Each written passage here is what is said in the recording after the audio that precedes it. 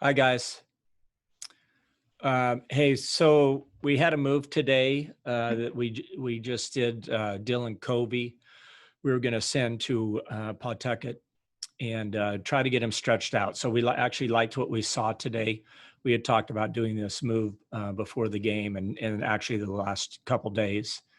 And so, but I thought he looked good. I thought his off-speed pitches were good. He threw strikes, but he's not built up. We need to get him there.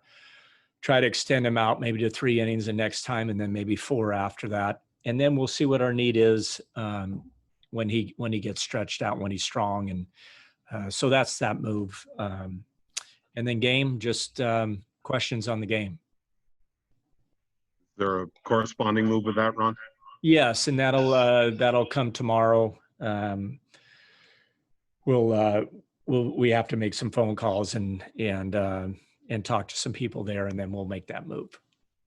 Seems like there were some big 2-out hits from them that really cost you. The double off Perez from Nunez in the first, and then the one off Kobe from Santander in the 7th. 4 runs there when you're an out away both times from getting out of it. Right. Yes, it's a lot of times at 2 strikes. You're trying to bury pitches and you don't get it quite where you wanted. And the first 2 innings, Martin really didn't get those pitches where he wanted to. I know we had a couple of shifts that we were overshifted.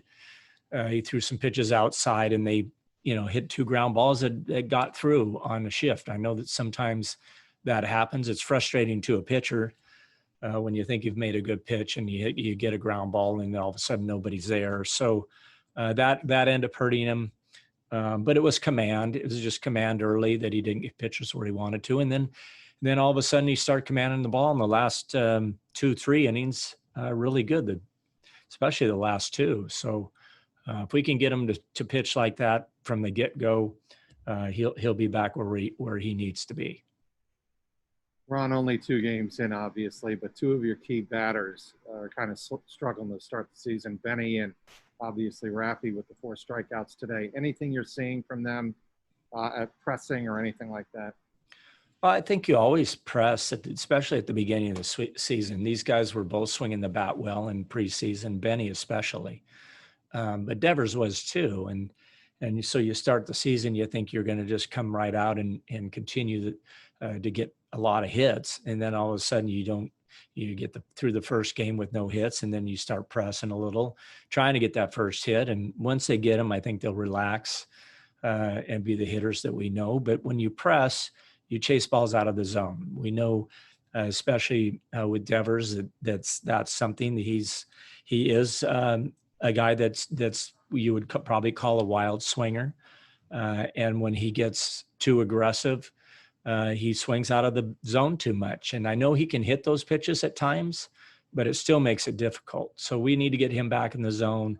Benny will be fine. He hit the 1-line drive that, you think all of a sudden, okay, he got his first hit and the guy's standing right there.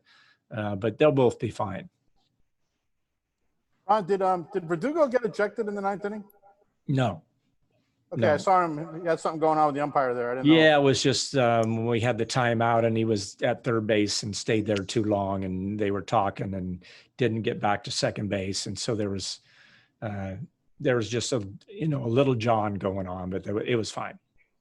He had an interesting day. A lot going on, offensively, defensively. What did you think of him? Really good day. Nice to see the type of player that we think he's going to be. And, with the struggles with the camp and not swinging the bat well, even though I thought the last couple of days that he did have good swings, he started being inside the ball more, which is his game. And you saw it today. He stayed inside the ball well and got the hits. But he was really happy with his day and how he swang. And and then defensively, we think he's a good defender. Came and made the nice catch coming in, and throws the ball well. So I think his total game is going to be there, and it was nice to see all those hits today to get him going. And then we continue and just try to get those other 2 guys going, and we'll be back to the good offense again. Ron, was that like Alex a good experience? I mean, running around the bases like that, kind of fired up and a lot of energy. I didn't catch the first part. You guys were talking at the same time. Was today a good, I guess, microcosm of what he is as a player? Fiery, energetic, aggressive on the bases, that kind of thing. Yes. So a lot of energy is right. Emotional, and he's fun to watch. So when things are going well, I think everybody's going to really like him. Ron, you're there in the seventh, and it's a 5-2 game when you went to Kobe. Can you take us into your thought process, maybe if you considered anybody else, or where you felt like you were at in the game in terms of striking distance? Just anything that you guys were discussing on the bench there. Oh, we were discussing a lot of things all game long. It depends on how close you can get with who you're going to bring in, and we had Brazier warming up at the time, and if we score another run, Brazier's in the game. So the game, we just want to make sure that we're protected enough in the bullpen. We have somebody loose enough, so if we do score a run or 2 runs or 3 runs, that we know who we're going to bring in. So those decisions are ongoing, and the choices that you make, and it's kind of like how far down are you still okay with staying with the same pitcher, and then you get closer, and at what point do you use certain people? These conversations mostly happen every single night. Ron, is that a tough spot for Kobe, considering he came from another team, probably hasn't pitched a lot lately? I couldn't hear her quite because it was in an echo, but I think what I heard was questions about Kobe and the spot we use him. We thought that was a great spot to use him. We talked about in the game where we could get him in, and how we could basically break him in and get him a couple innings. And if it was a tight ball game, we didn't think that was fair to him. So we thought that was a really good spot to put him in. Ron, if that corresponding move for Kobe could be seen as potentially Tuesday's starter, could you maybe make a move in the interim to get a couple of days out of someone else on the roster? Yeah, well, I think that move will probably be somebody that'll help us either one of those days. So either Monday or Tuesday, and that's the thought in it, that Dylan wasn't going to be able to pitch tomorrow or the next day. So to try to bring up a pitcher to help us with either game.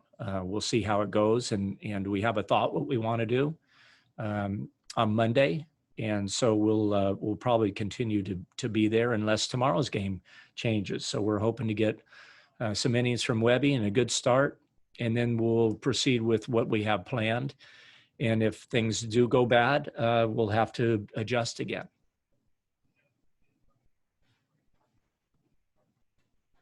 All right. Well, thank you, guys. We'll see you tomorrow. Thank you.